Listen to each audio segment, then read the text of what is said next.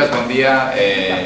Benvinguts a una nova roda de premsa i amb convidats molt especials, nada menos que Rob Zombie, Sheri Moon Zombie, Rob Zombie. It's a pleasure to be with you. Thanks for coming. Welcome to Sitges.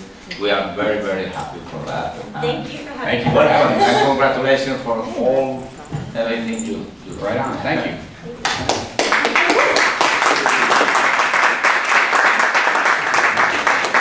Okay, let's go. Let's go for it. 3 subs. Yes, anybody. Hola, hello. ¿Qué sucede con tu cabeza para crear una serie de personajes como la peli de 31 tan sádicos y tan conocidos? ¿Cómo, en qué te inspiras? No sé. What goes through your head to create such sadistic and crazy characters in your movies? In the case of 31. Yeah, especially 31. Good question. You don't want to know. Yeah. I don't. I don't know what goes through my head. I mean, that's just the way I see life. It's, I come up with these things, and I think that's the way it should be. That's why there's not really good characters in the movie. There's just bad characters and worse characters. And yeah, I don't know. I guess I have severe mental problems, perhaps. That makes sense of that. Yeah. És una bona pregunta, doncs no sé, és com veig la vida, és com veig les coses, se'm venen coses al cap i les creu, sempre són personatges violents, mai són bons i no sé, suposo que estic boig.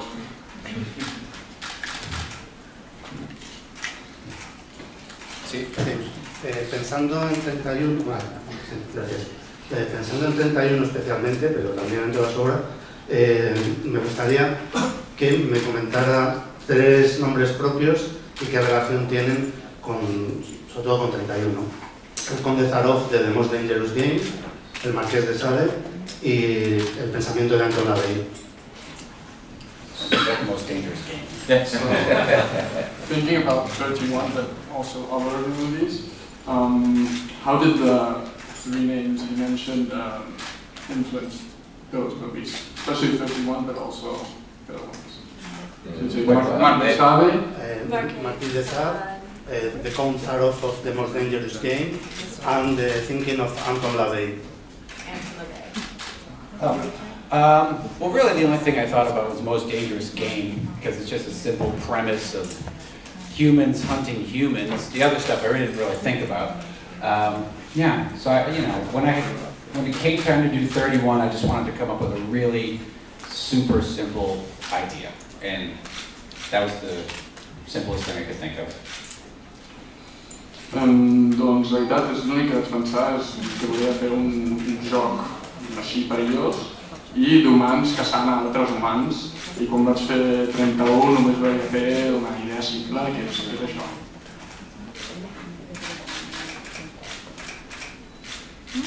Sí.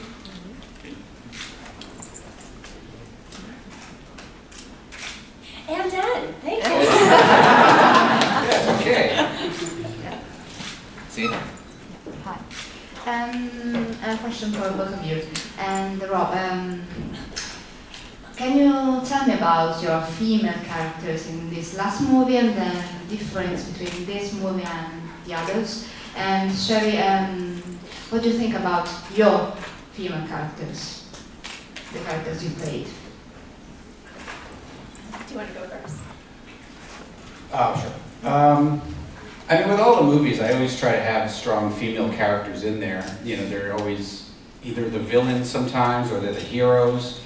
I try to mix it up so it's not always like some young, strong guy as the hero, because I find that very boring, and that doesn't really interest me in any way. That's why this, in every movie there's been either Devil's Rejects or Halloween or 31 or even Lords of Salem is very much almost all women. The men are complete victims through the whole thing.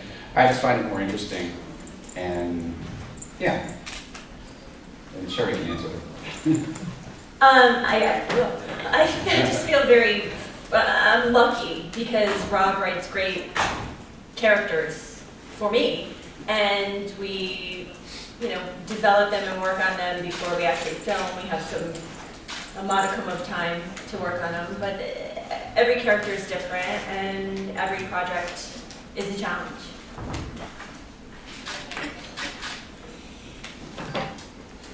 Sí, sempre, ja siguin personatges dolents o bons, jo sempre vull fer figures de dones empoderades, no? No m'agrada la idea, crec que és avorrida i poc interessant, la idea del personatge jove i fort, etc. I això ha estat recurrent en totes les pel·lícules que he fet anteriorment. De fet, quasi sempre són dones i quasi sempre les dones són les víctimes. I Sheri,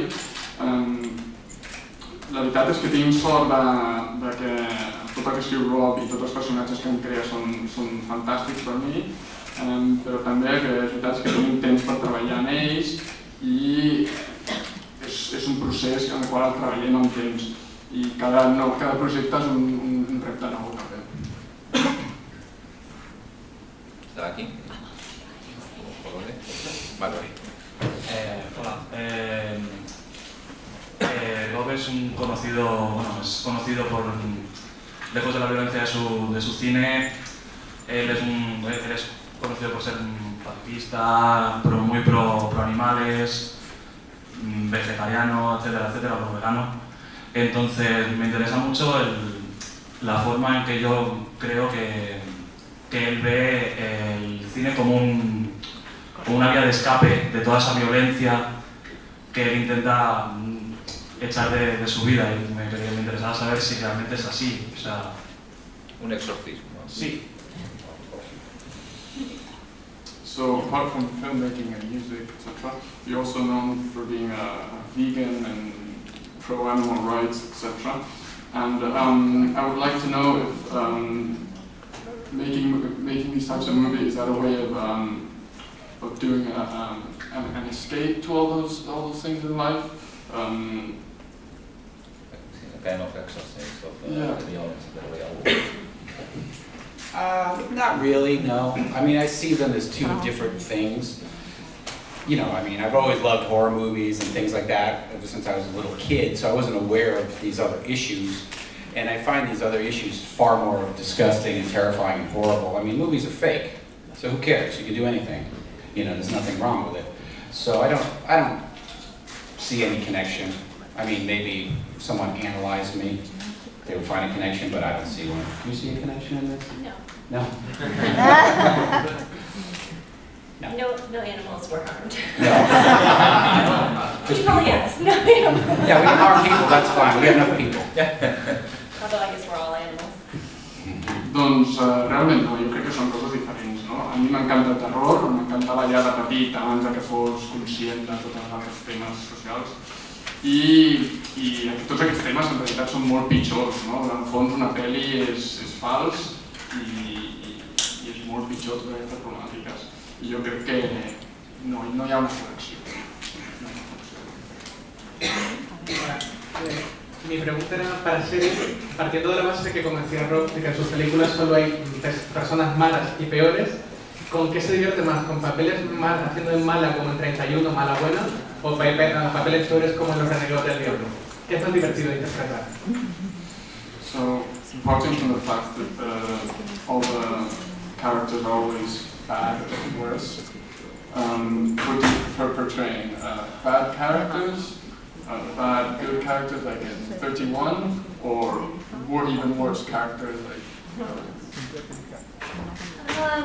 I enjoy playing all of the characters. I mean, Deborah Myers from Halloween was a pretty benign. She's trying. She was trying. I don't like violence in real life, so it's really difficult when I have to do scenes that involve all fake blood and violence and knives and things like that. It's really difficult for me. But, when you're on set, that's what you do. I know what I signed up for. It's not my favorite thing to do, but I love acting, so it's part of it, I think it would be kind of weird if I did like stabbing and shooting and, you know, hitting people with baseball bats. Yeah. That would be weird, yes. That would be weird. Yes, I concur. La veritat és que m'ho passo bé. La veritat és que m'ho passo bé fent tots els rols, no? Per exemple, el rol de Terra a Halloween, en realitat era una figura bastant benigna. Però en realitat a mi no m'agrada la violència ni la sang en general, no? I llavors per mi, per fer aquests rols, és un repte. És a dir, és el que faig perquè és la meva feina, m'ho passo bé i m'encanta ser d'actriu, però no m'ho passo especialment bé fent escenes de sang, de violència, etc. De fet, quin tipus de persona seria si m'agradés això, no? Sí, Borja. Hola, quería preguntar, 31, la has producido mediante crowdfunding, así que a veces está más complicado que este tipo de cine se pueda producir por cauces mínimamente comerciales, ¿no? Y una segunda pregunta es cómo ha vivido ese momento cercano en el que John Carpenter habló mal del remake, aunque luego hicieron las paces, pero bueno, a mí por ejemplo el remake me parece muy interesante y que aporta una parte muy interesante. Y bueno, cómo ha vivido ese momento en el que un tío como Carpenter, que es un ídolo supongo para Rob, pues cómo ha sentido eso. So, a couple of questions. Yeah, first is about 31 that has been produced. Can you comment a bit about, since it's been produced with crowdfunding, and it's always more complex nowadays to have commercial funding, so a bit about that. And the second one is, how do you feel about some people like John Carpenter that didn't speak very well of the remake, given the fact that maybe he's an idol? Well, the first part, the crowdfunding, was the first time I ever did this for anything, and it worked out pretty good. I didn't 100% crowdfund it. I would have if I could have, but it just wasn't possible. So the money that I did raise crowdfunding, I used for editing and music and things at the end, post-production. So that worked out really well. Because you're right, it is, these days it's very hard to get appropriate funding for certain types of movies.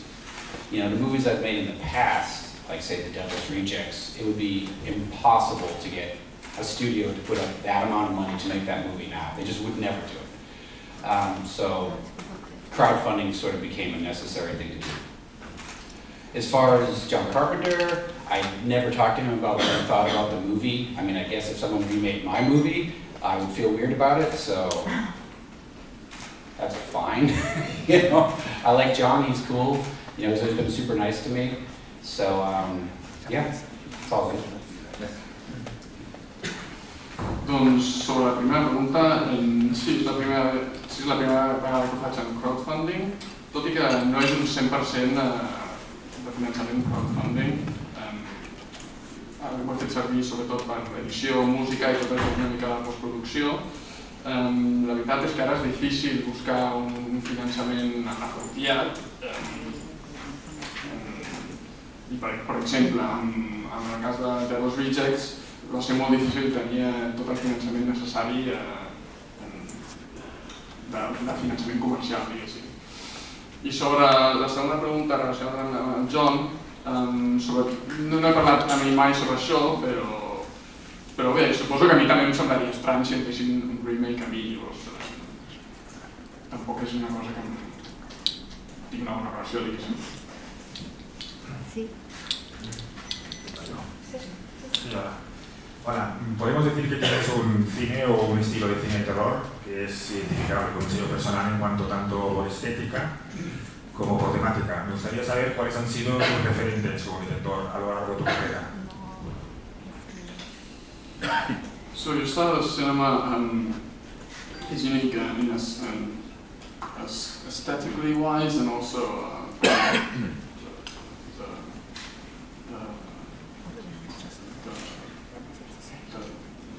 Estética y temática. Sí, estética y temática. The aesthetics and the things you're trying to portray, the subject of the movie, etc. And I want to know a bit about what are your influences or references towards this to create your own style in these two senses. Well, I guess, I mean, everything that really influenced me as a person happened, you know, when you're a teenager. So that would have been in the, you know, mid-70s. So as far as music and fashion and style of movies, it's everything that took place in the 70s really is what influences me just as a person. And the type of movies I was really influenced by were more like,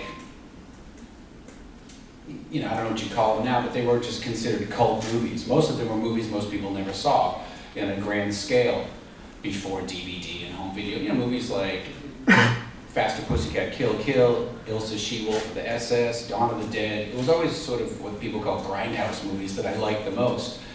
So that's the type of aesthetic that I had developed over the years, you know, those type of movies. I don't really try to make movies that I think will make everybody happy. I know that, you know, some people love them and some people don't, and that's kind of that's good. I always like that idea.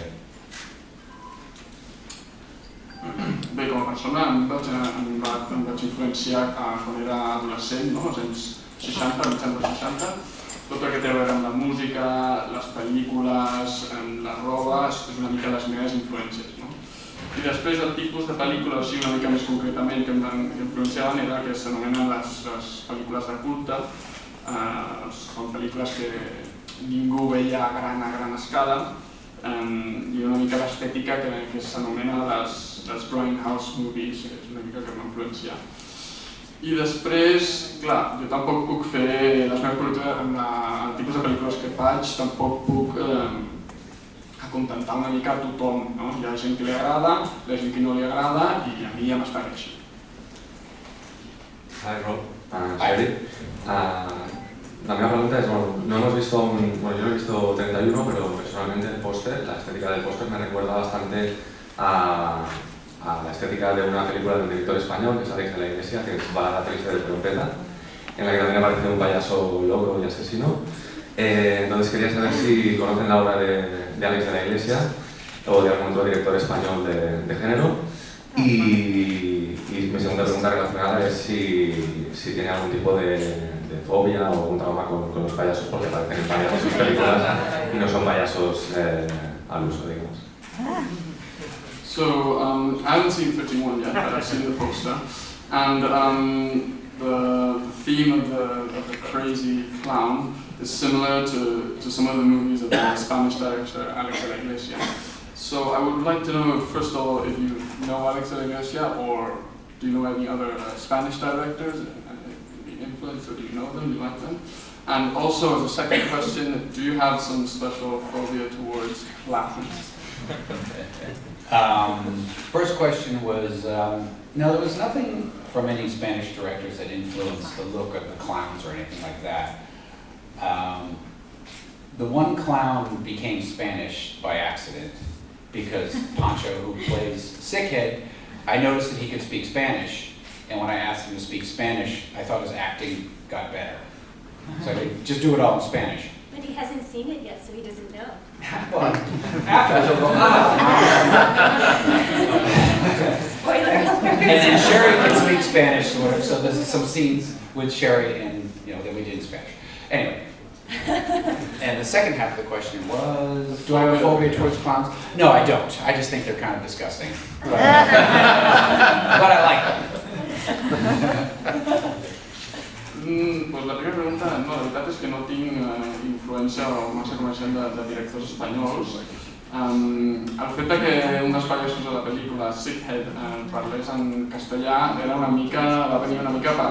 no estava previst, diguéssim, perquè em vaig donar compte que quan actuava i parlava en castellà ho feia millor. Llavors,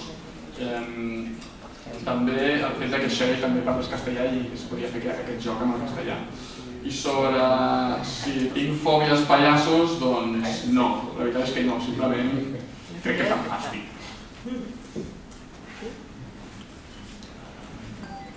I have a question for both of you.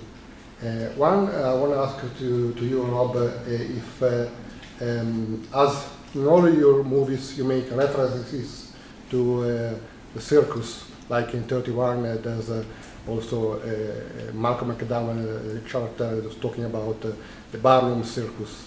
if you particularly like, why do you particularly like circus?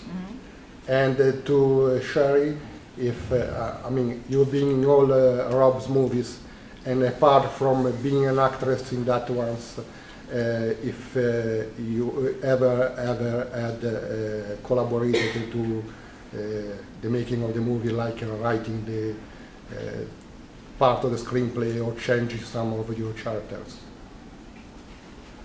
You want to go first? I am not a writer. I do not write the script. Rob writes usually a first draft, and I'll ask him to write a third draft. I'll read it on the third draft because I get too attached to things in the script as he goes along. I don't do any writing, but we definitely talk about it and brainstorm. Oh, this will be, interesting if we do something this way. But he's the dialogue king, not I. I don't come up with those witty phrases. Although sometimes I will write something and she'll go, that's corny, and she'll change it.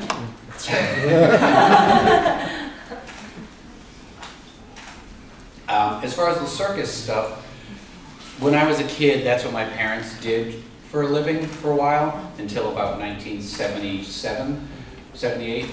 So I grew up around that. So most of the characters, especially in 31, are sort of based on people that I remember. Even some of the names I stole from people that I remember as a kid. And the things they're talking about are things that actually I remember. I don't know if anyone's seen the movie, but there's one character that's obsessed with the idea of creating this show where a girl turns into a gorilla. Well, that was a real thing, and I remember sitting in that when I was a little kid. This girl would come out in a bikini, get into a cage, and there'd be some light effects, and then a gorilla would be in the cage. I mean, a fake gorilla, obviously, and it would run around the audience. And I thought it was terrifying. I mean, I was like a little kid. So these are all things that, are real to me. These are all things that are from my real life. So that's, unfortunately, these are the people I remember as a child. Lowlifes and maniacs.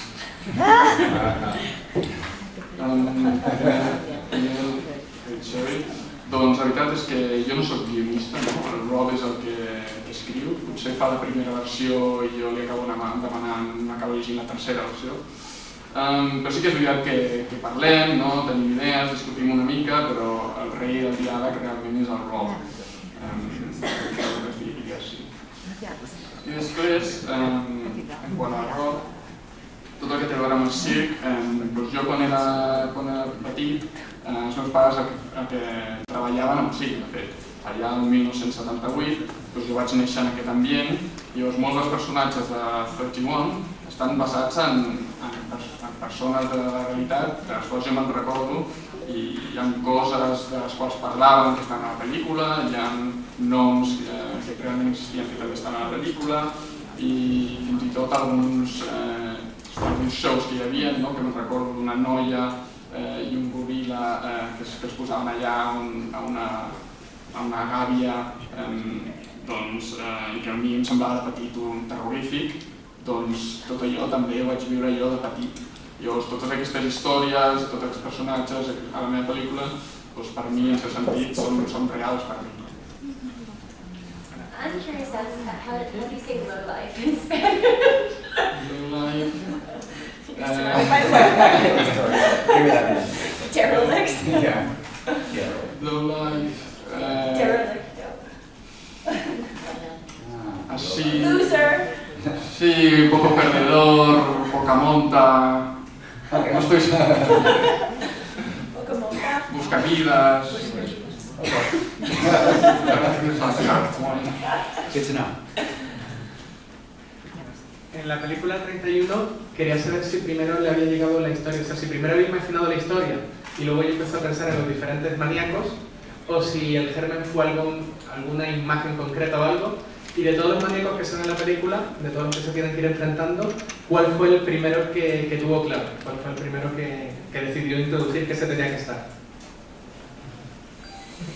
So, about the movie 31, so what was first, the story itself, or did you first have ideas of a few maniacs and then you wanted to include that into the story, or was the story first the idea and then you came up with all the maniacs?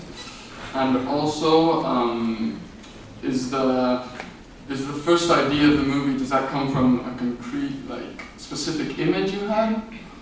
And also the last one is, which is the kind of maniac, monster type person that you had the most clear, like, the one that you thought, you know, this is the clearest idea I have, the maniac. Well, the idea first started about 4 years ago when I would do this Halloween event in California, and we had clowns running around with chainsaws scaring people. And I just thought it was really funny how scared people would get because, you know, it's fake, they know it's fake, and they're still acting scared. So that was the first thing that I thought, oh, that's pretty funny. And then a couple years later, I was working on another movie, it didn't work out, so I just tried to think of a really simple idea.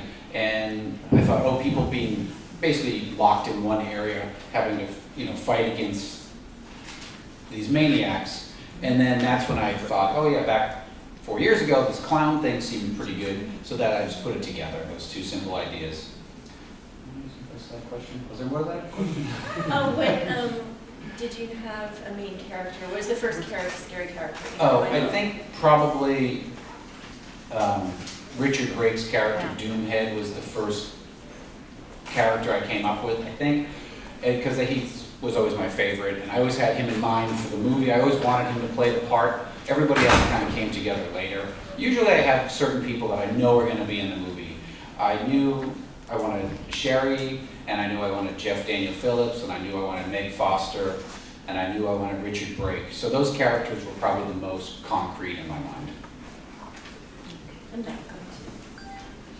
Bé, doncs la idea va sortir fa uns 4 anys, quan jo feia una mena d'esdeveniments a Halloween on hi havia tot de pallassos amb motosierres, i la veritat és que em va fer gràcia com que tot i que era fals i evidentment era tot era fals, la gent s'espantava, no? Llavors, 2 anys més tard, quan estava fent una pel·lícula que no va acabar de funcionar, vaig tenir la idea d'un espai confinat on havíem de lluitar amb tota aquesta mena de robots, no? I llavors en aquell moment simplement vaig ajuntar les dues idees i els pallassos i l'espai confinat. I després, el personatge que sempre he tingut més clar és Doomhead, que el juga Richard, podríem dir que és el primer, i sempre volia així, sempre ha fet les coses així, diguéssim. I després tenia altres personatges que també tenia clar, com la Sheri, Jeff Phillips, Meg Foster, Malcolm McDowell. You know. A part del Richard, aquests també els tenia clars.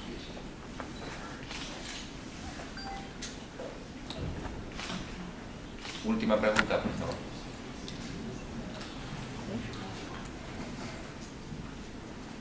Quería preguntarle a Rob, quería saber si el hecho de que él primero hubiera empezado en el mundo de la música como zombie, rock zombie, etc., y luego se hubiera ido hacia el mundo de la dirección del cine, si esa experiencia como persona al frente de una banda de rock se ha conectado de alguna forma con su rol como director, es decir, si cree que le ha facilitado las cosas, si tiene alguna conexión para él estos dos roles en su vida. So, taking into account that first you were a leader of a music band and then a director, so did that experience in music that help you directing? Is there any connection between that? Yeah, I would say, there's a couple connections. The first connection would be that the responsibility of when someone gives you money, you have to finish the product. Like the record label gives you money to make a record, and you have to finish it, and it has to be good, it has to be done on time, and it becomes a real job. And from there, I started making music videos. But the real connection became when I would make music videos for other people. Because, when I made a music video for Ozzy Osbourne, if someone gives you $300,000 to make a music video, they expect it to be perfect, they expect it to be done on time, and they expect you to deliver it. So there's no excuses. So by the time you build up to making movies, you kind of already have that experience, because making movies is intense. You get a certain amount of money, everything is scheduled perfectly every single day, and there's, if you have an excuse, you don't feel good, or you can't figure it out, or nobody cares. They don't care. You have to make it right. And that's really what I learned, because the two things are very different, but it's just taking it very seriously is the main thing I learned, I guess. Bueno, més o menys, veig un parell de connexions. La primera és la responsabilitat, no? Si et donen uns diners per fer una pel·lícula, l'has de fer bé, l'has de fer al moment, en els tempos que et diuen, etc. I diguéssim, encara que et passi alguna cosa, és una feina molt intensa i tot s'ha de fer en els tempos que et diuen, i encara si tens algun tipus de problemes, és igual, tu ho has de fer i tu.